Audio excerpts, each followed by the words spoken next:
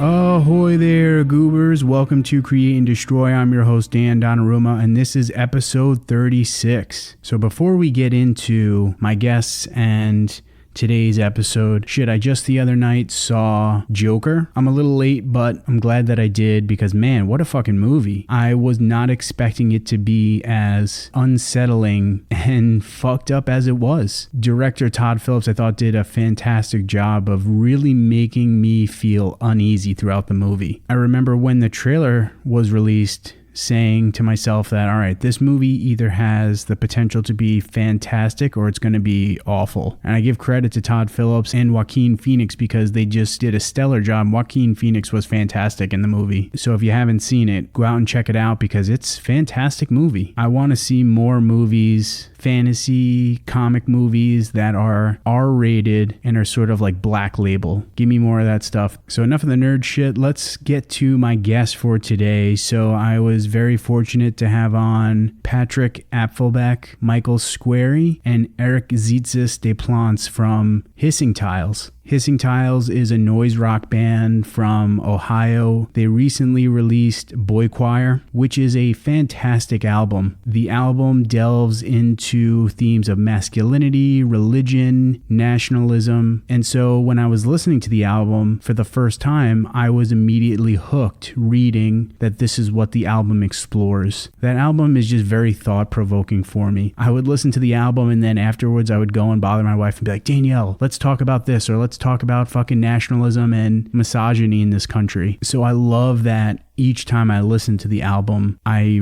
wind up being very much so in a state of thought, and it really makes me think. But one of the things that kind of sucks is, when you're having discussions or thinking about topics like hyper-nationalism, religion, at least for me, sometimes I could almost feel completely dejected because it could almost seem overwhelming, or I could almost feel defeated right out of the gate. I love that the album puts me in a place where I'm having these kinds of thoughts. That's what the best kind of art's going to do, right? Is make us have conversations, make us question and think about things. And on top of that, Boychoir was released by Sepulchre Records, which is a really cool record label. They put out the Midwife album, Like Author Like Daughter, which I've mentioned multiple times on here. I absolutely fucking love that album. They also put out a split that Midwife and Planning for Burial did, and they just released a lot of really cool music, so definitely worth checking out. And I think it's awesome that Boychoir was released on Sepulchre.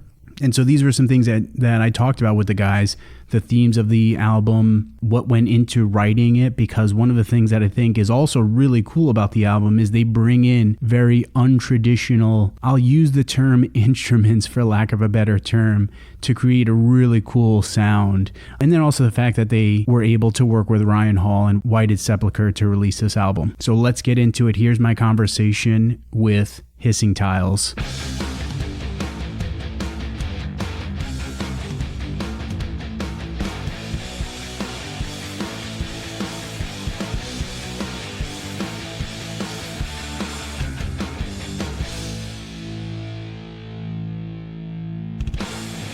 So, gentlemen, how are you guys doing tonight? Thanks so much for taking your time to come onto the podcast. I really appreciate it. Yeah.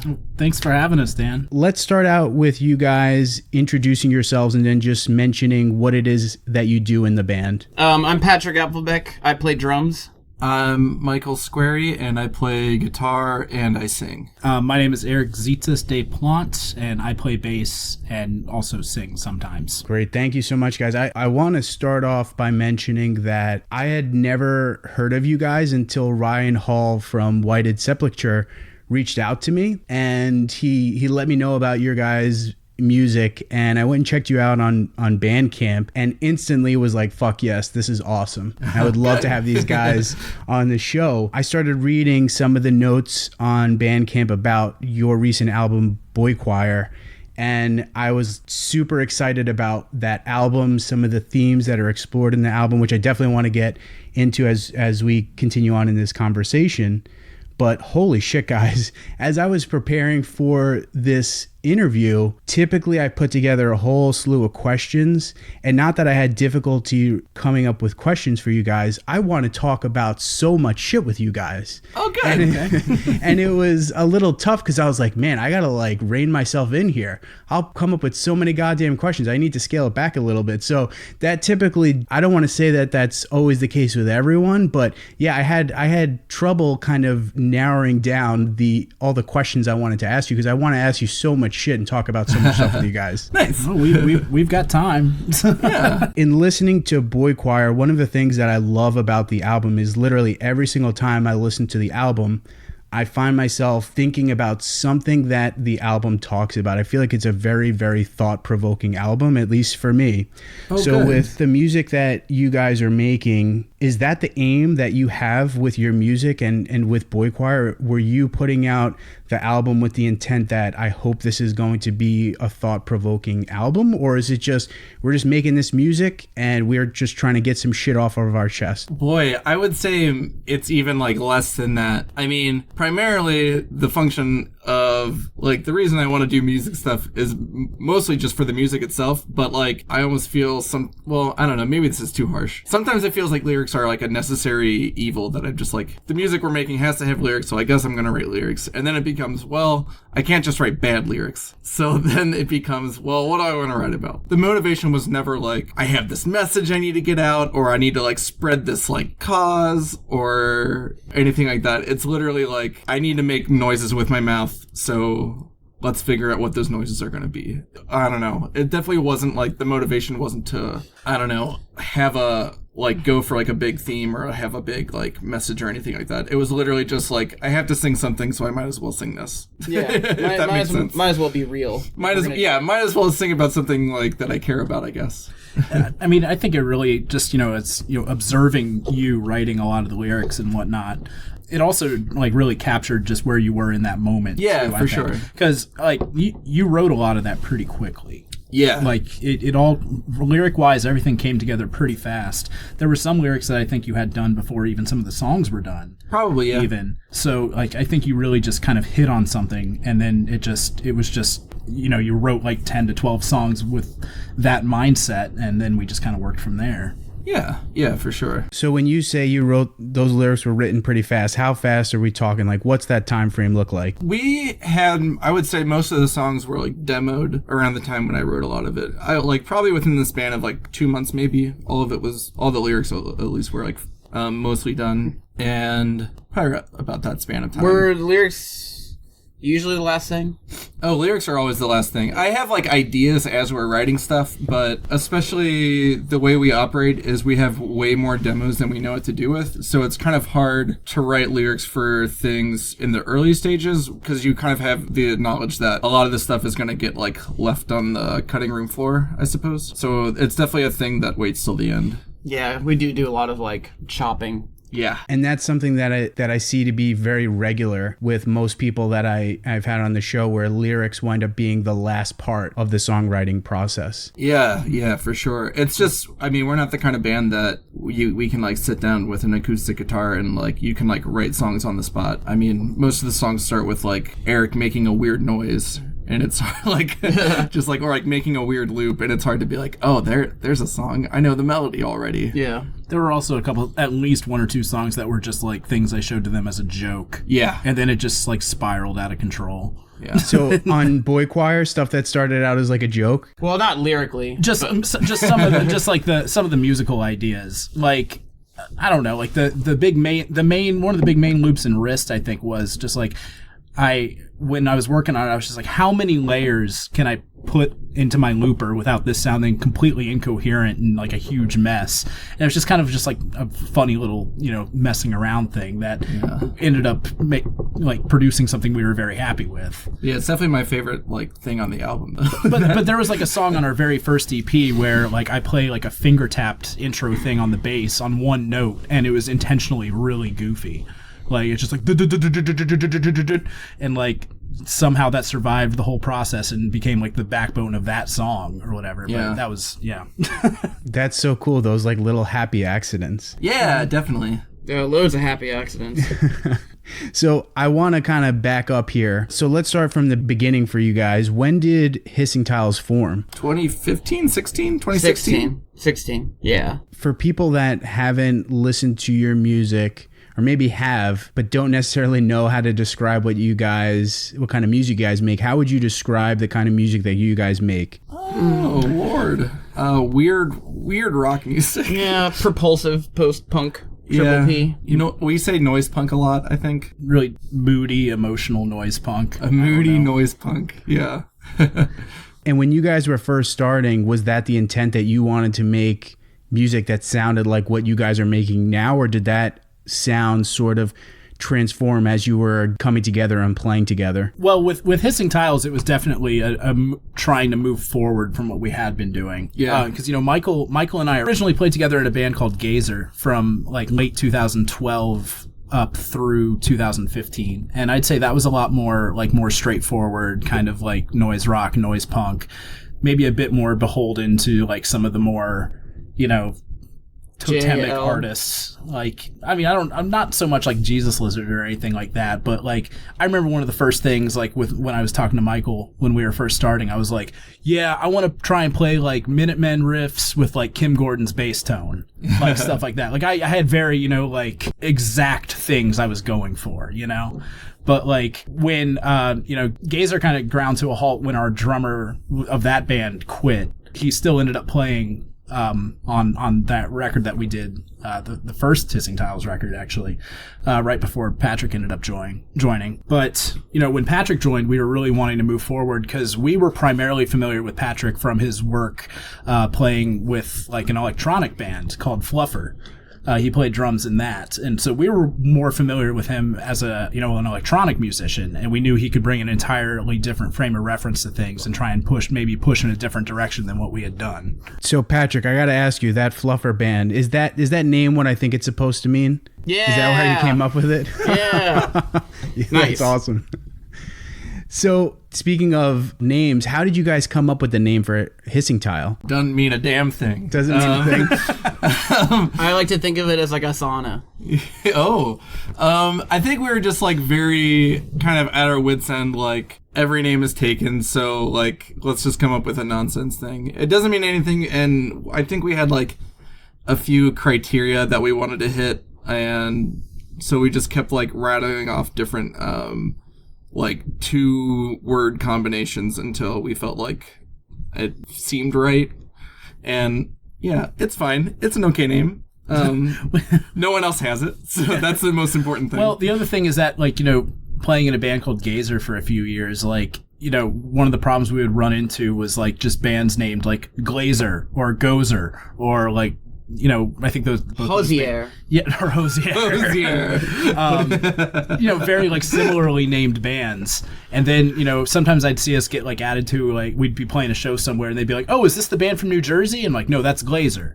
Like, or something like that. So... Then there's like, Cherry Glazer. Then there's Cherry Glazer also. Yeah. But, like, so when we were kind of rebooting and starting doing things with Patrick, we were like, we need to just have something that doesn't sound like anything else name-wise. It was, truly just like a name meant for search engines.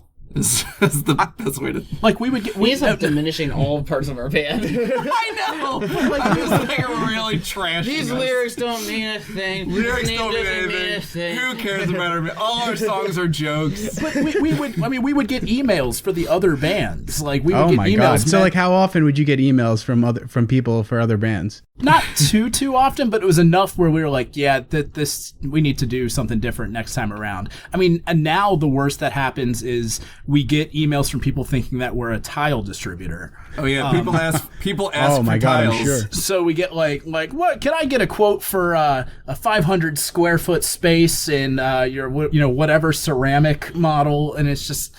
If that's the worst that's going to happen now, I can deal with it, Hissing Tiles, the goddamn strongest tiles on the market, baby. Yeah.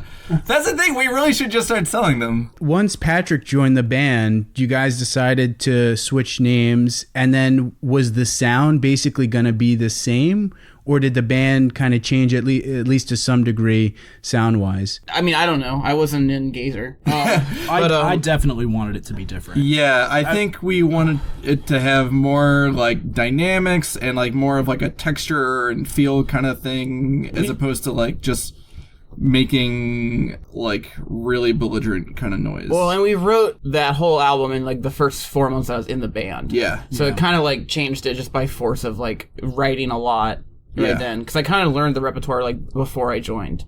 So it wasn't like a lot of time like learning the old stuff and like getting into BJ's feel. It's sort of like, how do we carve our own thing from here? Yeah, for sure. And plus just like our personal interests as the decade went on, like I mean, Michael and I got way more into like electronic music and things like that, but none of us owned that sort of gear. So it was just a matter of like wrestling what we own into trying to sound like something in that idiom.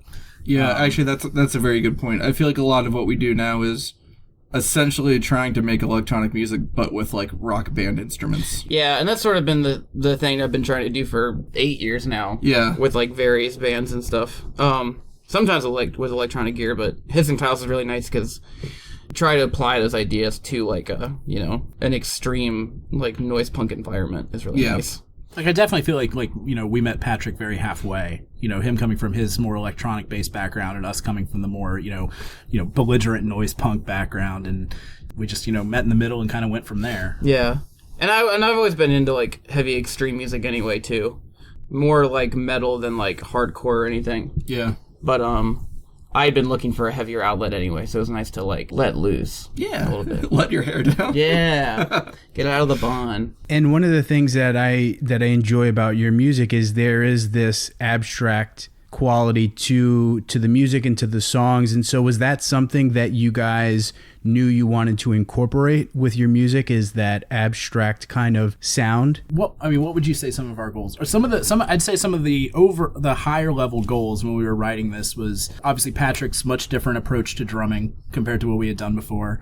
Another thing was that we were really trying to change the role of the bass in all of it. Like, so we're thinking like have the bass act as more of a lead instrument, perhaps have guitar just kind of work more as like a textural element, or droney or a noise element, or at times like just the stabbing noise type thing. But just really, I'd say our overall goal was kind of just trying to change the roles of our instruments. Yeah, I think we definitely didn't set out to make like stuff that was more abstract. I think it was more, I don't know, I think we were just trying to like approach songs with more of a like let them like flow kind of more from like a place of intuition than like planning them out. Like there's, I don't know, I feel like there's a few songs where they end up kind of being atmospheric or abstract, but that wasn't, it was just because like it felt correct. Yeah, this is the part that should go here. Yeah, as opposed to before, it's very easy to write like 3 or 4 riffs and be like, riff number 1 8 times, riff number 2 4 times, and kind of write songs that way.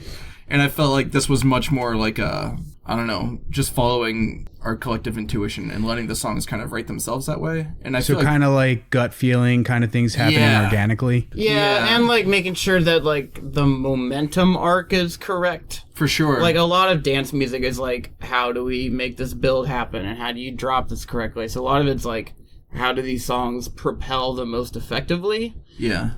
Or like most unsettlingly in this context. Sure, yeah. But it's a lot of like, how does this section, if it is like more abstract, how does it work in context of the other things? Yeah. I think just from like some of the perspective of some of the things I wrote for the record, and I think it's funny, how much we've already been talking about electronic music and things that are based on, repetition and a groove and things like that, is kind of how hilariously scared I am of writing repetitious music.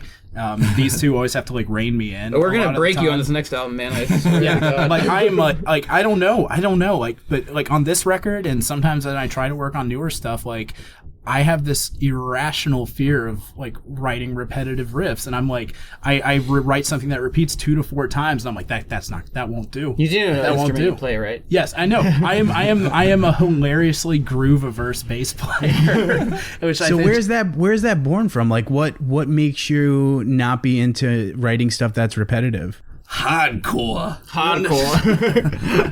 No, I don't know. I mean, I'm not trying to blame him for this or anything but my dad is a jazz pianist.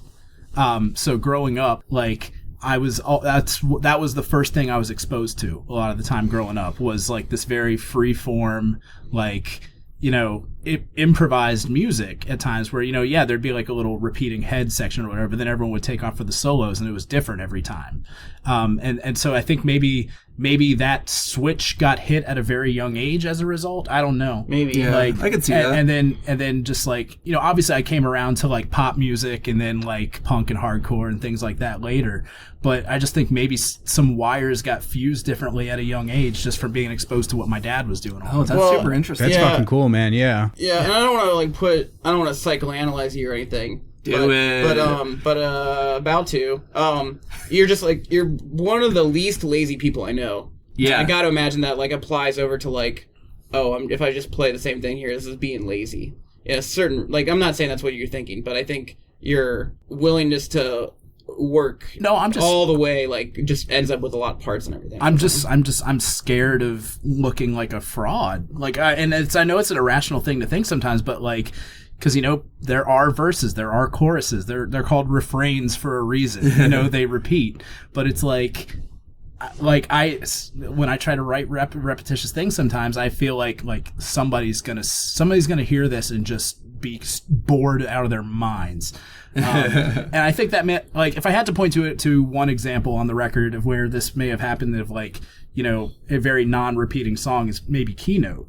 I think. That song's bananas. Yeah, that's sweet. Where it's just like, you know, 4 or 5 different sections, and I guess that main riff repeats a bit, but yeah, like they're trying to rein me in, is my point. I don't even want to rein you in all the way. There's a lot of really cool fucked up things that you can do with repetition. Yeah, and or you can really drill into someone that way, and I just want to explore what we can go with that. Yeah. After today, I'm going to be doing on my show an analrapist portion of my show. Yes! We're going to start doing psychoanalysts here. Okay, here's the thing. We were literally watching, are you familiar with the documentary Some Kind of Monster about Metallica? Yes. Yeah. Oh boy, so we were just watching that, and they're meeting with a therapist, like, in the scene that we just had paused. So I think we're just in that movie at the moment. Yeah, moving forward, this is going to be a new segment on the podcast.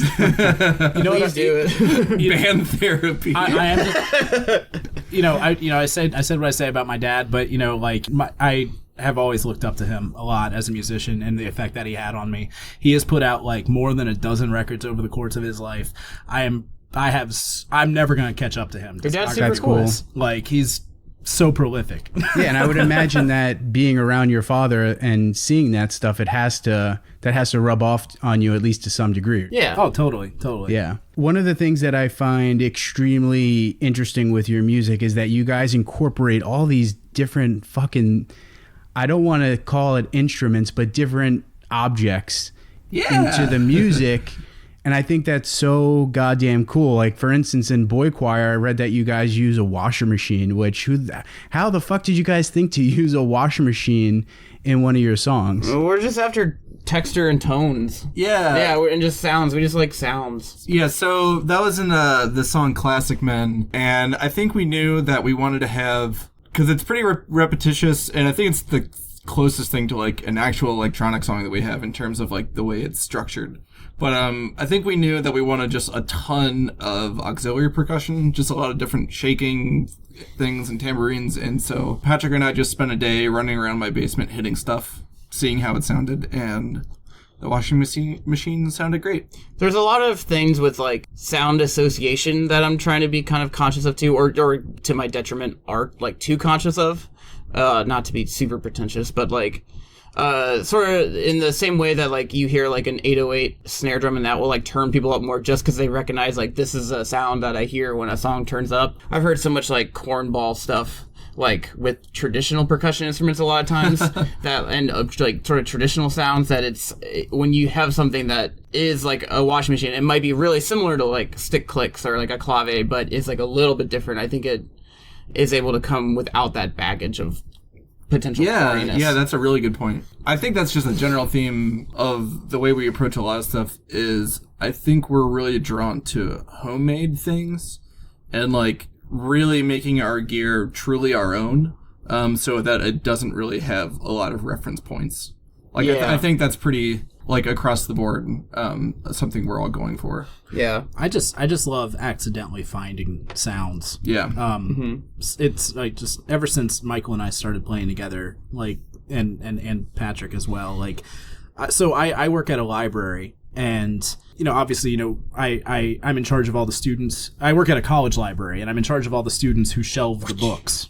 And one of the really cool things is, we have book carts of different size, and we had this really huge metal one that, like, I accidentally, like, dropped a book on at one point. It made this, like, like type sound, and so I thought that was really cool, and so that's how I ended up, hiding in the back of my department one day, like, just tapping on it, like, making, like, these, like, big reverby cymbal-y type sounds, and just, throwing it into my voice memo. What did we use that? We used. Did that make it on the album? That was on an older release. Yeah, That's dope, though. Those I didn't know yeah, about that. a lot of the early, like, we ended up using a lot of those sounds that Eric recorded on, like, weird in between connecting, like, transitional parts of songs. Is that on, like, Aces? Definitely Aces, and then the first 2 EPs. Nice. Eric, I just picture you like in some back room or whatever, banging on this goddamn cart, and you're some coworker walking in and like, what the fuck is this guy doing?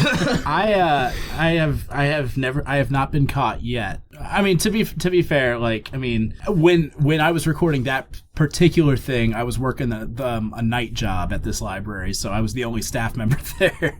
But I mean, I'm definitely that person, just like, if I get an idea or something for a melody or whatever, I'm just like ducking behind a corner in public and like just muttering it into my phone real quick, Yeah. Oh, same. It happens a lot where I get ideas for vocal melodies, and I have to like run to an office bathroom and be like, and just like hope no one comes in. So for you guys, is any object essentially not off limits? I'm just trying to think of anything that would be off limits. A splash cymbal. Yeah, splash cymbal. That's it. Maybe like one of them, like like China? maybe maybe a China. Definitely that little big giant drum fill before a breakdown. Ding. That little the little tiny Z bell. Oh, sure. That might be off limits too. Yeah. At least for now. But but give it another 5 years and it'll come back around. And then it won't be off limits anymore. Sorry, a wah pedal. That's a big one. Otherwise, no. Everything's cool.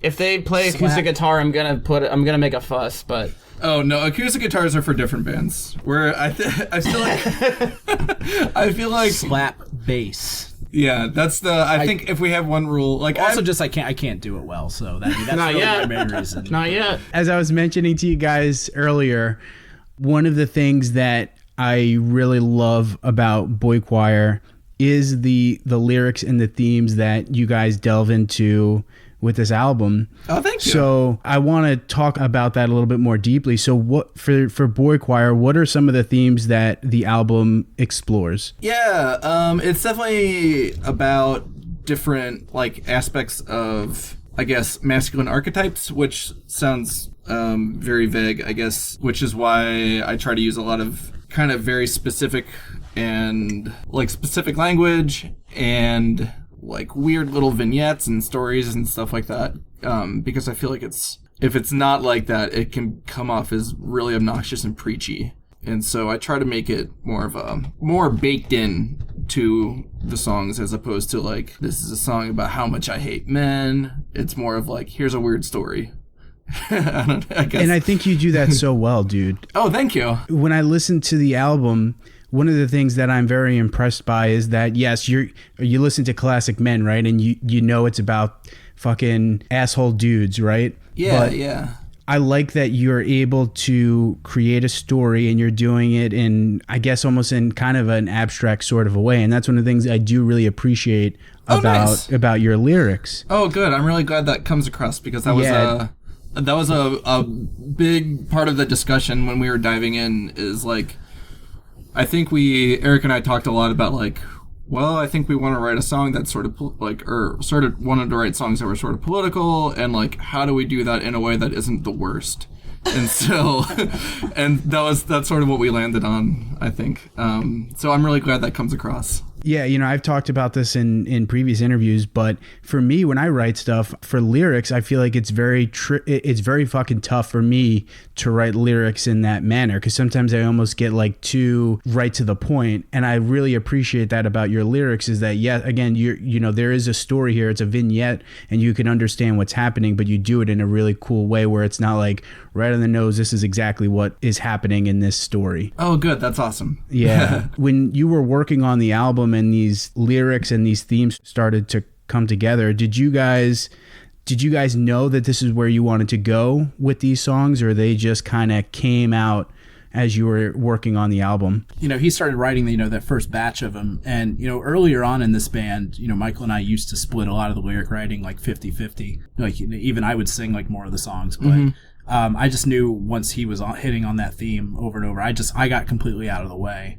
and just let him, completely take control from there. And because, like I said, I believed in what he was doing, and I was like, well, I'm not going to do any better. I can't do better than what he's doing, so I'm just going to let him take full reins on this. Oh man, so. Like the very, very early ideas I had were like, kind of a really like bad concept album, like about like with like characters and like. I didn't know this. Oh, yeah. I keep this very secret. I don't know why I'm saying it right now. Dude, a concept album I feel like it'd be so fucking tough to write a concept album. Well, yeah. I don't know. It was going to be about this, like, senator who was having an affair, and I was going to try to, like, explore a lot of the same themes. Were we going to have acts and scenes? Oh, man, no. But like the more I thought about it, the more it just felt like it's a lot to the tricky wicket. It's a lot to be like, I mean, obviously we're a small band, but it's still like you have to go through a whole promotion cycle, and like you have to back it up. It's a lot to commit to. Yeah. I could totally understand. I feel like that's got to be tough, right? Yeah. So that was next, but I definitely like the idea to write about like my experience with like different kinds of masculinity. Like that was always something we wanted to do from the like right off the bat. Yeah, and the album explores these sociological, sociopolitical topics. So we talked about it, right? Masculinity, toxic masculinity, gender policing, religion, politics. And so for you guys, would you say that this album is a political album or no? It's like a gender politics album. Yeah, I mean, for me, it's like, I think it's almost like cliche at this point, but like, it's very much like, I think of it as like very much in the crossroads of the personal and the political, which I feel like a lot of people say, but I'm saying it now. Because I feel strongly about that. I'd say as the person who didn't write the lyrics, I'd say it leans way more personal. Yeah. I mean, like, I felt like when I was writing them, I was thinking a lot more about like family members or like people I knew or like very specific situations I personally witnessed, like way more than like reading headlines or anything like that. Yeah, definitely. Which, dude, I have to say, man, one of the fucking things that I really appreciate about the album is as I listen to it, I've been thinking about instances in my life where masculinity has been instilled in me. And I remember thinking about when I was younger, my brothers and I would play baseball, and it was kind of like the fucking movie. What is it? A League of Their Own. There's no crying in baseball. Like that was drilled into our heads. You guys are boys. You do not fucking cry ever. Yeah, totally. And that was for sure. Do you remember one of the earliest kinds of moments where that sort of masculine behavior was instilled in you? I want to say for me it was probably in like the first grade, and I remember coming home like talking to my parents like, oh, this kid from school is kind of bothering me, and my dad, without saying anything else, goes, here's how you make a fist. and like was like the next day you punch this kid. What? My dad used to say shit like that to my brothers and I too, man. Damn. And I did, and I felt terrible. Like the next day I punched this kid and I felt terrible. Whoa. And was just like was like really upset with my dad for like asking me to punch this guy who was like my friend. Whoa. I don't know, it was strange, but that's the first thing I can remember. I'm sure there was something before then, but one of the songs that I love on the album, Openly Weep. Yeah. So can you talk about that song and what it's about? I guess that's the one that's closest to like a full zipped up kind of story. with a beginning, middle, and end. It's basically a song about a family, and it's like from the perspective of, I guess, like a small boy who's like kind of watching his father become slowly like more and more unhinged. Basically, there's not a lot of plot points. Basically, the dad buys a gun and does some unmentioned thing and finds out he's like getting arrested, and which is the part at which he weeps for the first time in front of his family, I guess is what happens. So that's sort of I mean, I guess that's the closest we come to like a stage direction. There's the part in the song where everything drops out and it's just me doing like a very pathetic falsetto. I guess that's what's going on there. That's the weeping? The weeping, yeah. Oh, and then the outro of the song where it kind of goes to that totally like weird different beat and like it's like a totally different feel. That's sort of from the dad's perspective, and he like says like this really beautiful thing about some birds he saw, and it's just like a weird moment of him like all of a sudden this like part of him comes out all at once, like sort of against his will. I think that's the idea. Yeah. And what was the catalyst behind writing that song and those lyrics? Definitely not my own experience. I mean, I didn't have like an abusive dad or anything like that. I don't know. Other people's experiences, like I've known, like there's that line about, he speaks by wrecking deck chairs. I mean, I've known like people who talked about their dads, or like, I don't know, I've had like uncles and stuff who like they get in a way and they like fuck up their furniture and like destroy stuff. Yeah. And I feel like that's sort of like an image that is stuck in my head, of like grown men expressing themselves by destroying their homes. I guess that's but also just, I don't know, it was also just like a general thing of like sort of a lot of the paranoia that gets stoked by the news. I don't know, anytime there's a shooting, you know, gun sales go skyrocketing because everyone thinks that like the government's gonna start making laws to take away their rights, or like, I don't know, whatever. People are told that they need to like make sure that they shoot all the robbers that are like about to break in. Well, and how many shitty dudes do you know in our neighborhood that like have punched holes in their walls? Yeah, stuff like that. Yeah, stuff like that. I mean, yeah. that's a thing we've all seen as a guy punching drywall. It's weird. Yeah. I love that that's a meme now. But Yeah, it's Kyle, crazy I how was many about to people. say. Oh yeah, But yeah. the amount of Kyles I know though is like really, it's unfortunate. Yeah, it seems like such a weird specific thing, but I feel like everyone knows a Kyle. Yup. Yeah. Yup. When I listen to that song, man, it like opens up a whole can of worms for me. Oh, wow. Because like you're saying, we all know people that do ridiculous fucking things like that they don't know how to express their emotions properly, or they don't know how to cope with stuff. And so it winds up coming out in a very abrasive and a violent way. So when I listen to that song, it takes me down this whole fucking road of thought.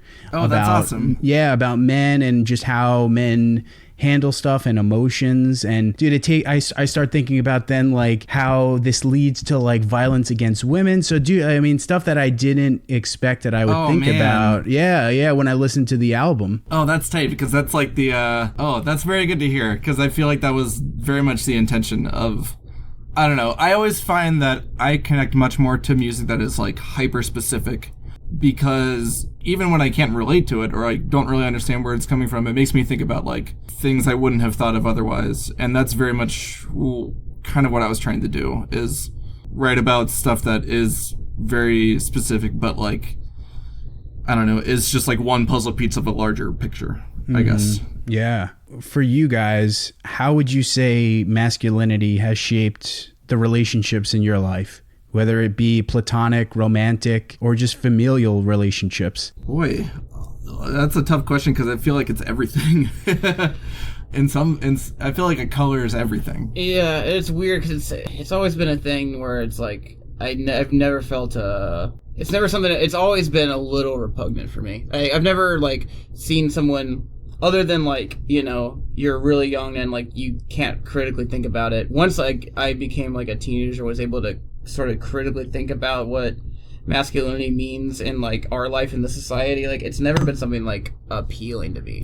Sure, it's always, yeah. So it's been a whole like 15-20 years of feeling like kind of alien to it. Mm-hmm. Yeah, I think for me, I guess the best way I can sum it up is it's been a process of like unlearning things. Yeah. Like stuff that I just felt like was sort of implicit and like default behavior, realizing that like, oh no, that is like actually like a problem and I need to like figure a way to like behave differently or like kind of keep myself in check. It just like in big ways and very small ways too. Yeah, it's a whole privilege thing. Yeah, where absolutely. you aren't cognizant of it until you really like kind of are able to like take a look outside of yourself. Yeah, it's like water, and until someone says, "Hey, you're submerged in water," you have no idea. Yeah, exactly. I completely agree with that, man. The idea that you have to like unlearn and untrain yourself from stuff. I recently did an interview with Alex Kent and April Gerloff from the band Squeri, and I mentioned to them that one of the songs on their EP made me cry. And when I was preparing the episode to release it, I was almost hesitant to keep that part of the interview in there because I was like, oh, I feel weird about sharing with other people the fact that this song made me cry. And I was just like, well, who gives a fuck, dude? That's like such a human emotion, it's a normal fucking thing. But just teaching yourself to untrain these things and unlearn this stuff that you've learned over the years and through society. Yeah, absolutely. I love crying. Yeah, right. There's nothing really wrong with do. it, dude. Right? You're just tapping into something very visceral about yourself every time it happens. Yeah, it feels better than feeling nothing. Dude, like so much music makes me cry. Like seriously. Like there's a song on that new Torch record that made me cry too. I love that. And that's just like, those are big riffs on that and I'm just like, and it's not the first Torch song to make me cry either. I love that. Probably won't be the last. Won't be the last probably either. So I want to switch gears a little bit and talk about politics because, as we mentioned, right, this album is kind of like sort of a political album, at least to some degree. And I love that the song Wrist delves into this wave that has swept our country, this nationalism and fascism that has swept our country, right? We saw to some degree that hyper-nationalism post 9/11, and we're seeing another fucking wave of it again, and maybe even in a more vile way. Way more vile. Yeah, right? So do you guys see a parallel between hyper-nationalism and that machismo, hyper-masculine mentality? Absolutely. Yep. Yeah, I would say, I don't know, I don't have a great way to sum it up, but I think I kind of think it goes hand in hand of, I don't know, it's just a pattern of control, I think of it that way. And like an egomania. And an ego, yeah. I don't know, I just think of, and like obviously this is just one example, which is not a great data set. There's that dude, I don't know if you saw that Vice documentary about, where was that? What are you talking about? The Unite the Right rally. Oh my God, was Charleston? it in Charlotte? Yeah. Charlottesville, yeah. Not Charleston. Charlottesville. Yeah, they were interviewing like the like head honcho dude in that documentary. Yeah, the guy sucks. And was just like clearly just like a white supremacist asshole. But then someone found his dating profile, and it was like, I will not respect your boundaries. Like, just like crazy unhinged like misogynistic stuff. And to me, it's like, well, of course, right? Like there's it feels very much like hand in hand of like extreme domineering. Yeah, like I can walk wherever I want. Yeah. Like it's my fucking freedom to, I'm able to do this. I have this power, so people's boundaries be damned. Yeah. It's the same sentiment, like in extreme like misogyny and extreme nationalism a lot of times. Yep. Yeah. I completely agree. I feel it like it's like that chest pounding, my dick's bigger sort of mentality. Yeah, and I don't want to say that nationalism and fascism are can only be subscribed to by men. But I feel like a lot of the worst examples of it, and like a lot of the most violent examples of it, come from that. I just think of like, I don't know, it's hard to ignore the fact that the people who are spouting that stuff the most are like very...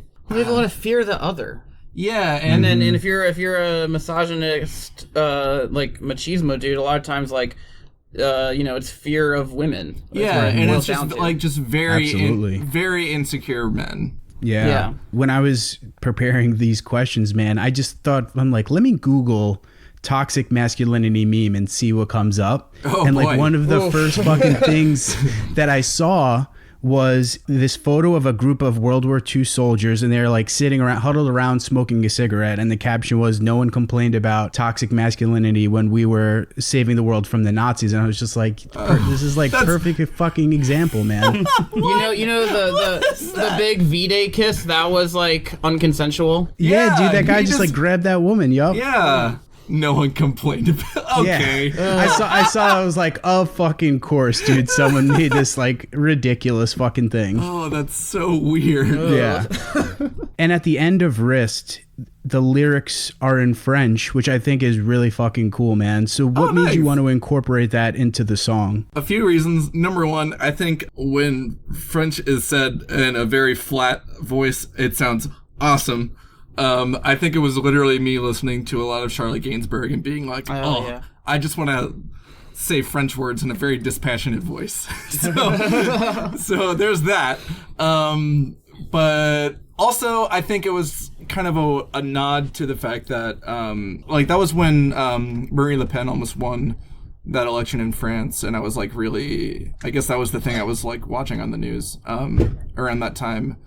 And sort of making a nod to the fact that it's a global problem, not just an American one. I don't know. There's I guess I didn't put a translation to it anywhere, but it's like a pretty blunt. I don't know. I've talked a lot about how most of the album is like these sort of story songs, or like they're really specific. But this is, I feel like, the most opposite of that there is. I feel like it's pretty on the nose. But yeah. Also, I think we had kind of our whole, ever since we started with like Gazer and stuff, and like all through when we changed our name and everything, we've had a surprising amount of people who have been into us from France, and like we ended up on a lot of French blogs, and I kind of thought, like, wouldn't it be cool to have a thing where they could hear it and be like, oh boy, tip of the cap. Oh yeah, so it's maybe some pandering as well. That's cool. That's really awesome. There was a really good article recently about the French noise rock scene. Really? It was on Decibel's website. It was called The Noisy French, Inside the French Noise Rock Scene, and it was like this really long article about just like French. It was just this really long article about how like that country has a lot of appreciation for like that sort of music. You know, they interview people like Ken Mode and bands like that have done a lot of touring over there. And nice. Yeah, just if you ever have time, that's a good read. You guys into Ken Mode by any chance? I am very much so. Fuck yeah. Yeah. I saw them twice when they were touring behind in Trench, which is sick. All I know is that they're friends with Code Orange. It's literally all I know about them. Oh yeah. All I know about them is I didn't even know that. All I know about them is there's a part in one of their songs where I guess like everything drops out and he goes, "Figure your life out." Whoa. and so I feel like even though I've never really listened to them, that really stuck with me. So anytime I see anyone acting a fool, Figure your life out? Figure your life out. That's so good. I know I'm very much the big Ken Mode fan. Dude, yeah, I've only got to see them once, and that they were touring with that French band. I can't remember their name right now. They're on Death Wish. Birds in a Row. Yes. Yep. And dude, they were so fucking good live. They were so awesome live. Oh yeah. To kind of stick on this theme of masculinity and nationalism, you guys are from Ohio, which right is kind of a red state. So I wanted to talk to you guys about. Buddy, we are a prime swing state.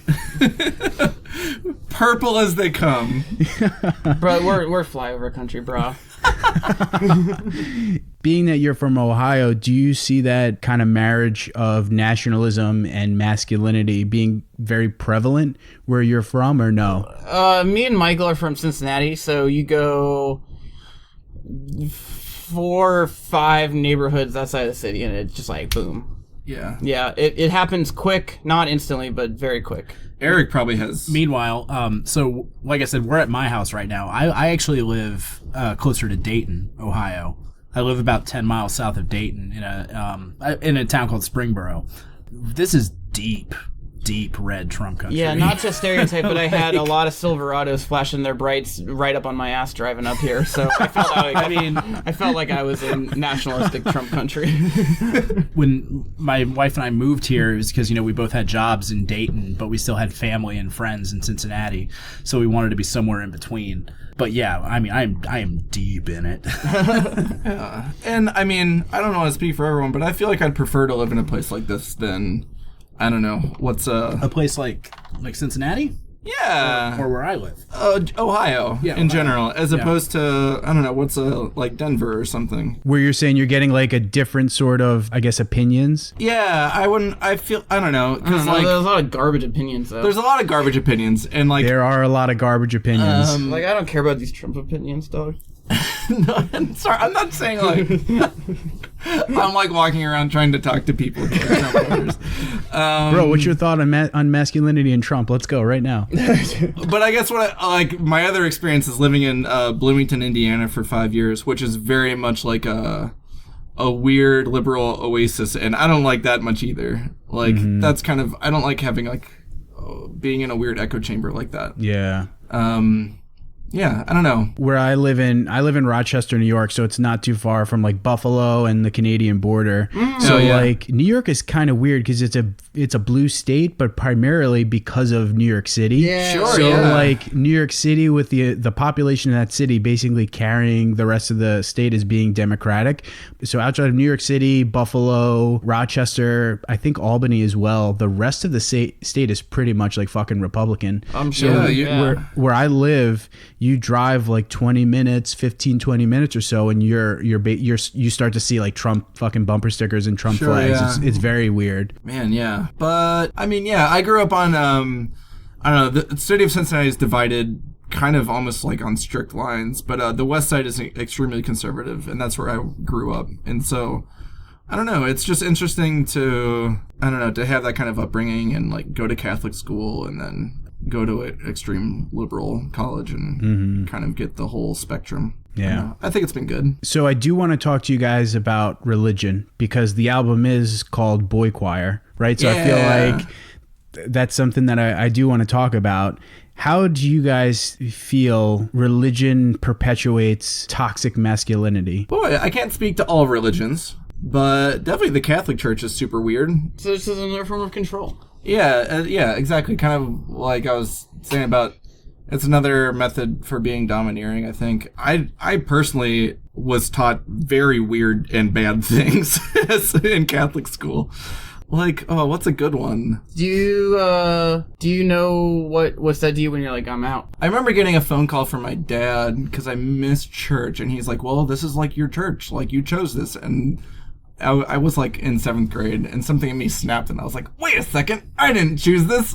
Wait a second, I was just born into this. There was I was in 6th grade, and there was a kid in 12th grade that killed himself. He like hung himself. And I went to Sunday school, and the Sunday school guy was like, well, when he kicked that chair away, he was kicking God away, so definitely burning in hell right now. And definitely burning in hell. He said he's almost certainly burning in hell right now. Oh my God. Jesus and Christ. I'm like, there's a bunch of 10-years-olds, bro. Like, I have a similar story. So I was raised Catholic. I'm not a Catholic anymore, but I was raised to be Catholic. Those are the only kind. I went to Sunday school as well, and I remember asking the person that was teaching us, what about Native Americans or people that were not exposed to Catholicism? What happened when they died? Yeah. And they told me they went to hell. And Which I is remember so thinking, weird. like, what the fuck, dude? Yeah, really fucked up. It's like, they didn't get that. They didn't see the PowerPoint. Yeah, So, like, what the fuck, man? And the message is God is so insecure that if you don't believe in him, he's not letting you in the club. Yeah. It's nuts. But sorry, to better answer your question. So like, obviously structurally there are nuns, and like they have to get like taken away to their own place so they don't like interact with other people, which is already super weird. Also, like a lot of weird stories about nuns in Ireland and Scotland, just like horribly mistreating young girls. So the theme, like the reason it's called Boychoir, well, that's sort of like there's a larger theme of like, this is an album about, weird men stuff. So there's that. But then the more literal thing, the idea was, so boy choirs exist because women are not allowed to participate in the church. So instead of having women singing sopranos and altos, they got young boys to do it. But the joke is that boys are just as capable of behaving as girls as anyone else. And so, gender isn't real. And that's sort of the vibe of that whole metaphor. Fuck yeah, dude. I would never have guessed that. That's awesome. Yeah, and that's, to the point where on that song in the bridge, there's a chorus of women who sing on it, sort of as a... Yeah, and they're throughout the album, too. Yeah, throughout the album. That's they're really singing cool. on it. It's Michael's younger sister, Regina, and our friend Maggie, who plays guitar and sings in a really good shoegaze band called Mar. I'm wearing their shirt right now. Yeah. Hell yeah. Wait, so it's called Mar? Marr. Yeah, do we get to Nice. do I gotta plugs? check them out. They're so good. They just put out Oh, a yeah. record. They put out an album this year. I think, Michael, actually, you recorded most What's of it it, called? right? I recorded all of it. You recorded the That's whole thing. really cool. It's on So- Bandcamp. Oh, okay. So, like, incorporating them into some of these tracks, I'm assuming that was kind of like a fuck you sort of a thing, or is it just kind of like... So it's definitely a fuck you, but it's more of it's a textural thing that I felt like it served the songs very well. Yeah. They're also just really good singers. They're incredible singers, and I felt like it was a really good addition and a new color to a lot of the songs.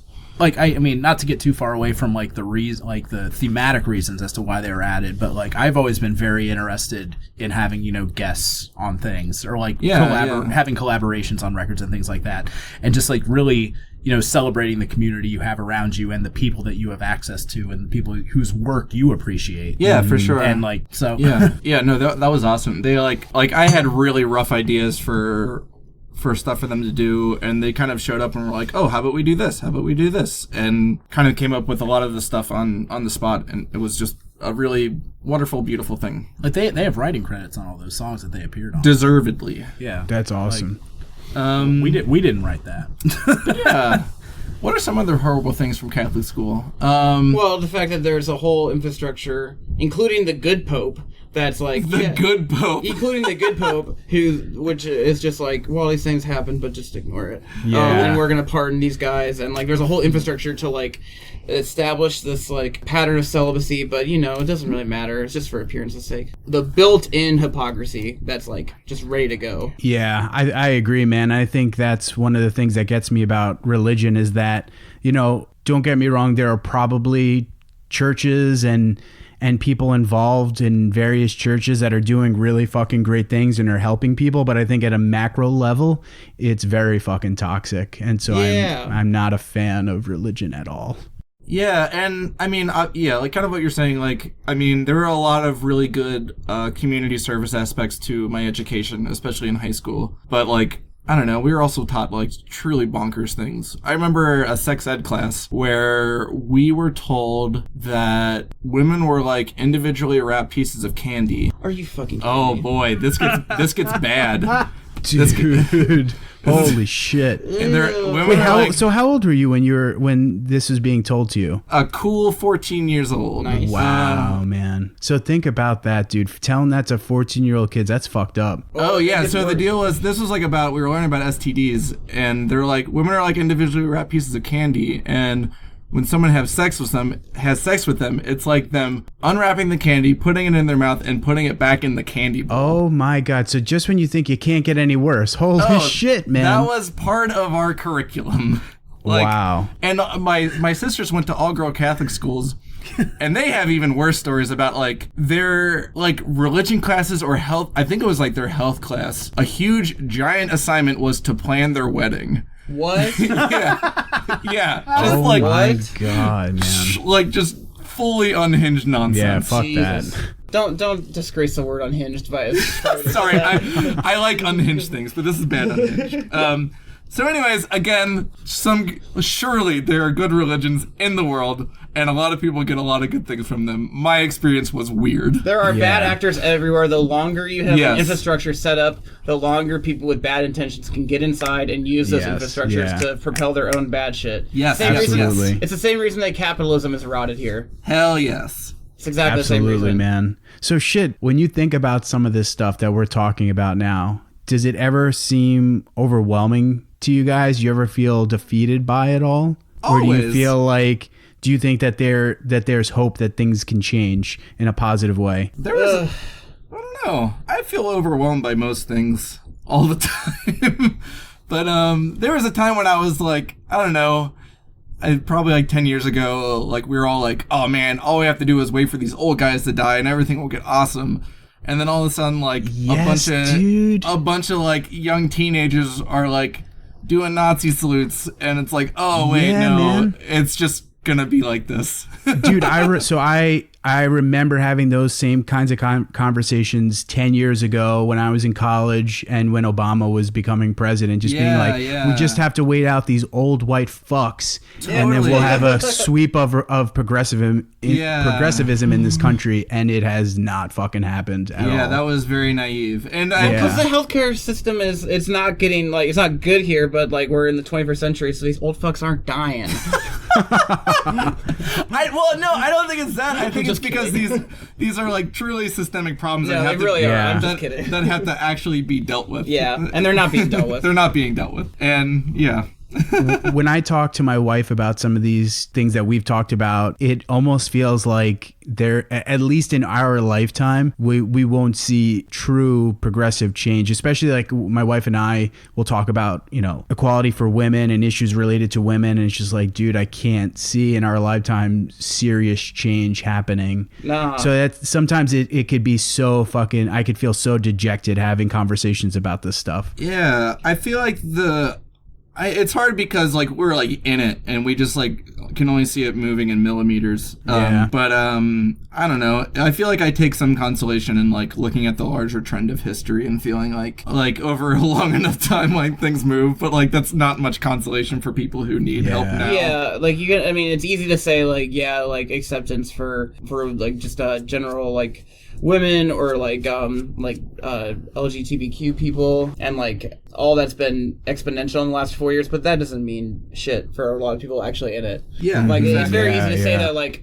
it's a much safer place for like trans people, but it's not at all. Yeah, like exactly. it is in some ways. Like in the mainstream way, it's like you can talk about it now. Yeah, but it's still super dangerous out there, and I know people getting like beat up in the street. Yeah, absolutely. So fuck. Yeah, I think that's the to kind of get onto a different topic. I want to talk about Why Did Sepulchre, because I am so pumped that you guys got to work with Ryan for this album, because he's worked with some really great artists. So how did you guys wind up working with Ryan Hall to Boychoir? Well, he's in the scene. He lives in Cincinnati. He lives in Cincinnati. It's that thing where, like, I'm in a band with someone who's dating someone that he's in a band with, and, like, so there's just, Cincinnati is a bunch of, like, lack of a better word, like, incestuous bands where, like, people are all in each other's shit all the time, so, and we all go to each other's shows, so I see him on, like, a 3 times a week basis, it feels like, and he just got really good taste, and I think y'all reached out to him, too, right? Well,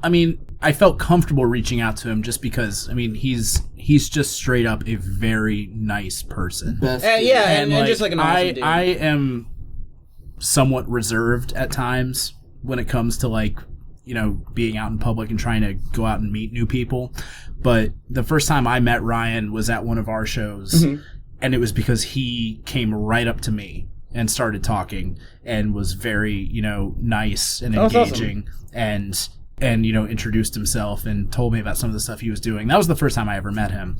Was that a gazer or hissing? That was when we played the show at Urban Artifact. Oh, nice. That was the first time I ever met him in person. I didn't think that show did anything. I remember no one being there, but someone was there. I didn't think Ryan that show did anything. But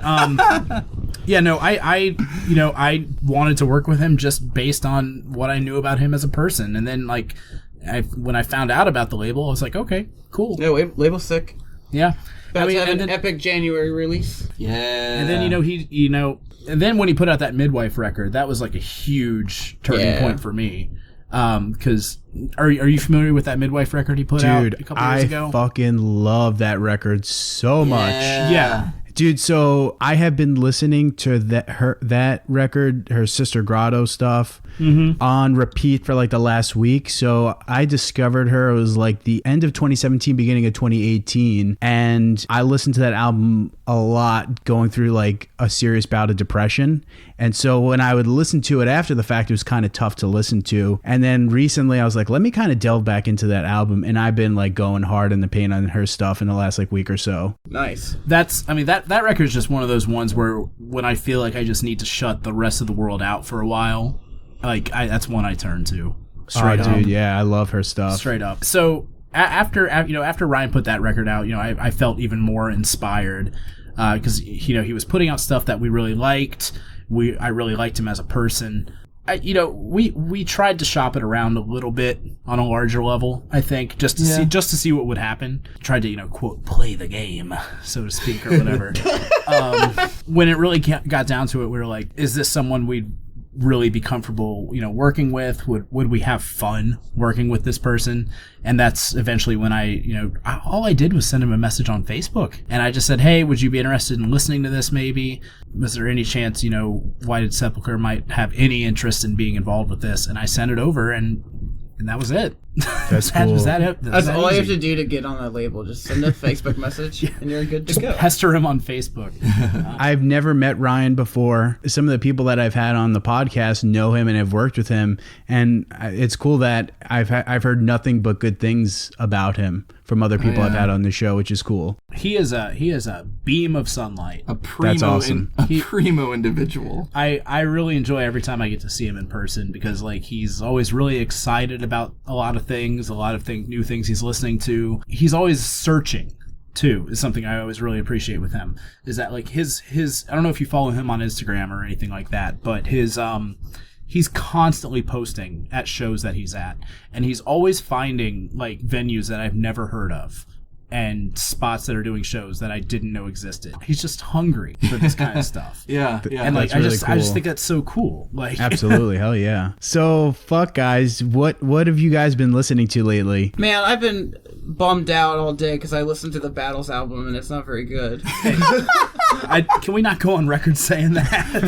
Please? No, I want to stand by it. Dude, battles are over. You are clipping the hell out of that mic, my dude. There's a couple really good songs on it, but that is one of my like favorite all-time bands, and it's just I've been very sad that I went downhill. I had to bring up my list. I'm an obsessive list taker when it comes to dude, like I'm stuff all I about listen lists, to. man. Let's see. I really love that new Blank Mass record a lot. Yeah. Are you familiar with his work? I've never listened to them before. At least I don't think I've listened to Blank Mass before. Did you were you ever into Fuck Buttons? No, At all? no, never Okay. listened to them either. It's just really like intense, but still very melodic, like electronic music. When he does do vocals, he does like this really like this black metal rasp type thing over him. I really, really like the new Danny Brown record a lot. Dude, Danny Brown's fucking awesome. What hooked me on Danny Brown was he did that song with, oh my god, that like electronic duo, and I'm totally drawing a blank on their name right now. Purity Ring? Who? Purity Ring? Oh, Purity Ring, yeah. Yes. Oh, and I fucking love Purity Ring. And Yeah. dude, that's when I heard that song, I was like, oh, yep, I'm a Danny Brown fan after this. Oh no, I love that guy. Like, I mean, when I first heard Triple X when that first came out, like the energy he has, it's like it was like a Bad Brains record. Yeah. But like hip hop. I've never heard straight that, up. but totally. And how I discovered that track he did with Purity Ring was I'm trying to remember, I think it was on Noisy, and what hooked me with him, wanting to check him out, was he was talking about writing lyrics and how it's like making a stew and it has to come together slowly and like you have to slowly add ingredients. I was like, that's fucking awesome, dude. That's a really good analogy. I was like, let me check this guy out, and I heard that song with him and Purity Ring. I was like, oh, this is fucking great. Yeah. I'm just gonna rattle off a few others real quick that I've been into these days. The new Denzel Curry record, really love that one a lot. Learned about Denzel Curry from that meme, and dude, that one track that came from that meme was so fucking good. I can't remember what it's called. Ooh, what is it? What's the meme? I'm not familiar with the meme. I'm familiar with the record, but not the meme. It's like with SpongeBob, just like one of the episodes where he starts singing and someone put a Denzel Curry track over it, and it's awesome as hell. Oh, that's tight. Also, that Billy Woods Kenny Siegel record, in terms of like hip hop stuff and whatnot, that just has some of the most beautiful production on it. I think Kenny Siegel just killed that whole record. And then I guess like in terms of like louder or heavier stuff, that Control Top record from this year, the Big Brave album from this year, So good. and also do you like the band Fax at all? FACS, right? Yeah. Yes. Dude, so I saw them, I think it was last week, with Explosions in the Sky, Yeah. and they were Yeah. fucking awesome, man. They were so good. Yeah, no, I love that band. We got to play with them in I think after their first record came out. It was a delight. They're the And, best. Yeah, I just adore them. Oh, and I just want to say real quick, I want to say this on record. I love the new Sleater Kinney record, and I think more bands should have the courage to pivot to cyber rock on their 9th record.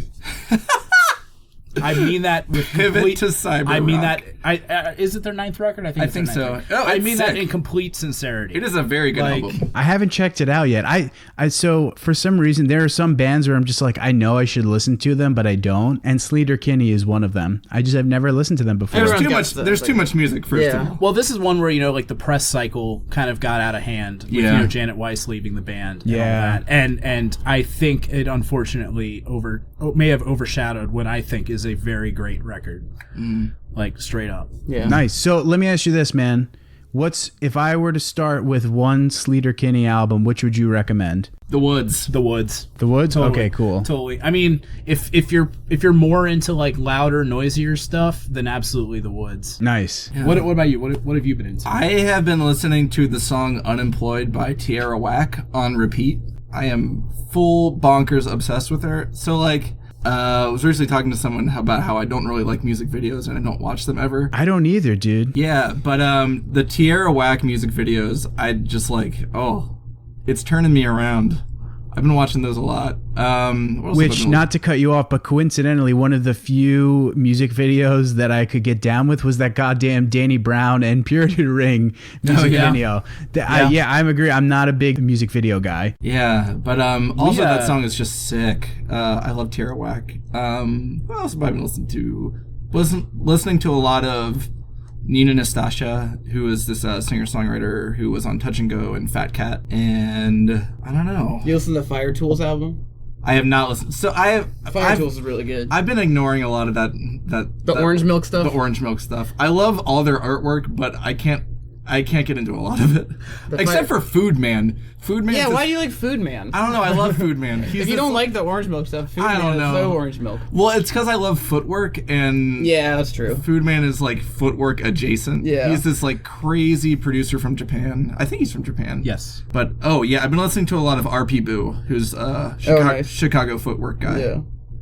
I don't want to take the reins back again. Oh, but, please. You have a one list. one of the one of the biggest musical discoveries I've had since playing in this band, and this is all Patrick who got me into this was Charlie XCX. Oh, yeah, Yeah. she's like my favorite. Straight up. We're pretty much all obsessed with I her. love all of her production choices.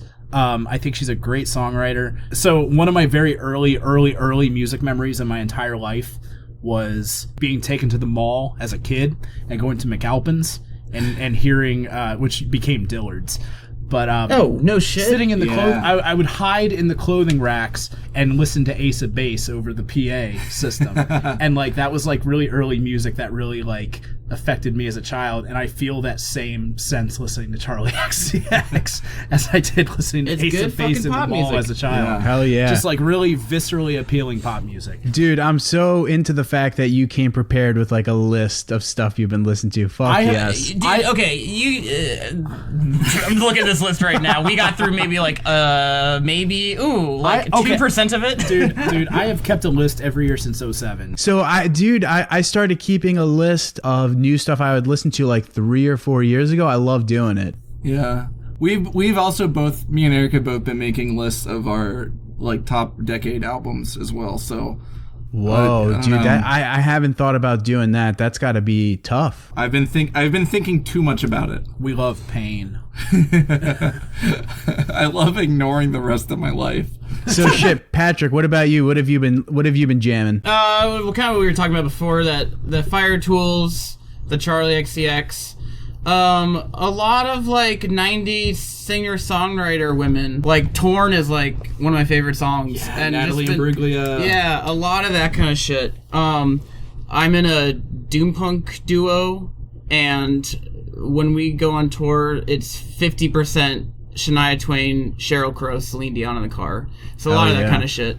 And yeah, just a lot of Charlie, a lot of Tommy Genesis, like that whole like PC music gang. I've been with for a while. Really like it. Oh, and that Gizzard album might be like the best metal album of the year. The new one? The new one. Oh wow. Actually, that's not true, but it is really good though.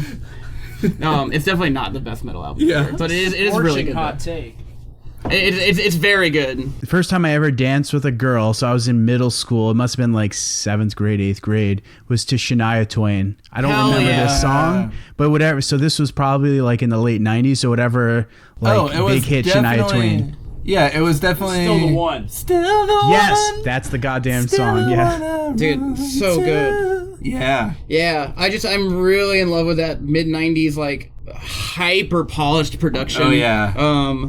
Yeah, it's just no bullshit. It's just straight to the core, like straight to the hooky melody. Yep. And just layers of like nice sweetness, but not like it's not overly sugary though. Yeah. My wife and I were literally talking about this today. If you guys had to say which decade had better pop music, 80s or 90s, what would you say? 10 years ago I would have said 80s, but absolutely 90s. 90s all the way. Yeah, 90s has better pop music. 80s had better underground music. Yeah. I mean, I'm just gonna have to say 90s. Yeah. I'm gonna say 90s too. Max Martin wasn't in the 80s. I think 80s. Max Martin was in the dang. 90s. Yeah, I think 80s. I don't know. I mean, like it's just. I mean, I guess it's just the decade I grew up in. But like, I was that kid who was. I used to be obsessed with like Casey Kasem's top 40. Oh, dude, Casey Kasem, like, hell yeah. So like, what would happen was, I mean, my parents would take me to church on Sundays, and like I would rush us out so I could hear like the last 4 songs of the countdown every week. Like I'd be like, come on, I need to get out. I need to see where Sugar Ray Fly landed. Like I need to get to the car, Mom. Like, Casey Kasem, shit, guys. Well, fuck, man. Wasn't expecting us to be talking about Casey Kasem, but Here we are. Here we are. So you guys had a really stellar album come out this year. Do you guys have anything planned coming up for the band in the next couple weeks, couple months? Well, really just want to start writing again, honestly. Yeah. We actually just got back from a tour at the end of this past week. We really want to start writing again because, we started writing Boychoir in 2016. Wow. Like, that's the big thing is that, we did a lot of the writing in 2016, recorded in September, spent all of 2018 like tweaking, adding stuff like, like the washing machine percussion, some of the other auxiliary stuff, mixing, mastering, all the other things like that. And then getting it off to Ryan at a certain point, and then it finally coming out at the end of August 2019. So, we just really want to jump back in and get back to writing. Yeah. At this point. This is our first big break in a while. So by the time the album came out, were you guys like, I'm sick of these songs? No, I still like a lot of them. And by that I mean all of them. It's weird because when you are in such close proximity with them for so long and like listening to, just like hearing them over and over again, playing them a lot, you kind of lose sight of what they even are. And so that's definitely a risk that happens, but I still love all of them and I'm really proud of them. That's great, man. Yeah, you guys should be. It's a fantastic album. Oh, thank you. I straight up think, being able to play music with these two is a privilege. It's a giant privilege for me, and like, same. I don't know. It's just it brings so much joy, so I don't get sick of it. Yeah. That's really cool, man. So, gentlemen, thank you so much for coming on to the podcast. Again, I want to commend you guys. Like I said, I hadn't heard you guys before. Ryan reached out to me, and I was so happy that he did because I think the album is absolutely fantastic. So, yeah, thanks for coming on the show, and congratulations on a really awesome album. Oh, thank you, Dan. Thanks for having us. Thank you very much.